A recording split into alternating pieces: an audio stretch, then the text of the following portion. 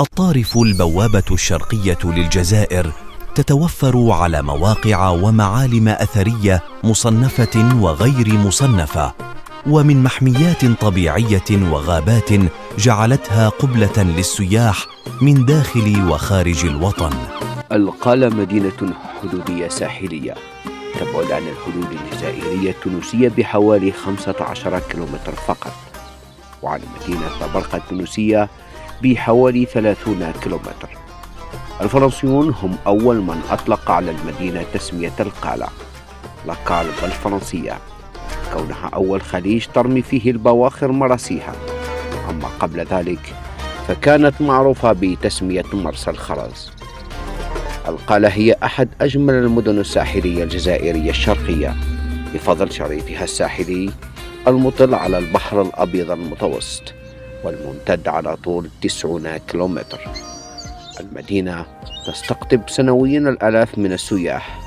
إلى جانب ذلك فهي تزخر بمادة ثمينة ونادرة جعلتها الرائدة في إنتاج المرجان الذي يجلب من أعماق سواحل البحر الأبيض المتوسط.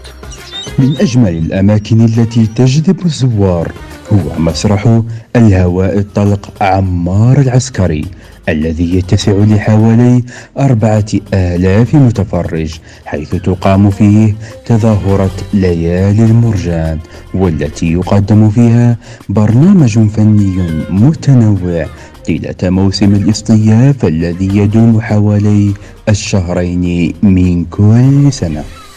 يعد كورنيش القالة وجهة سياحية مميزة خلال فصل الصيف من كل سنة، حيث يشهد إقبال كبير للمصطافين والعائلات من كل الجهات.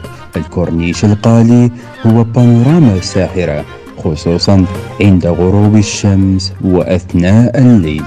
قلعة الطاحونة أيضا حصن القالة أو حصن الطاحونة هي قلعة أثرية تقع في مدينة القالة في ولاية الطارف الجزائرية. يعود تاريخ القلعة في الأصل إلى القرن 17 ميلادي، وذلك خلال العهد العثماني. بعد ذلك وعندما وصل الفرنسيون للمنطقة قاموا بتوسيعها وتحصينها من أجل حماية مصالحهم التجارية في شرق الجزائر آنذاك. تعتبر الكنيسة القديمة من أبرز المعالم في مدينة القالة، إذ تعد معلما أثريا من القرن 18 ميلادي، وتحتل مكانا استراتيجيا مقابل كورنيش المدينة. الكنيسة يقصدها الكثير من السياح لالتقاط الصور التذكارية أمامها. هي في الوقت الحالي مغلقة أمام الزوار رغم جمال هندستها المعمارية الرائعة.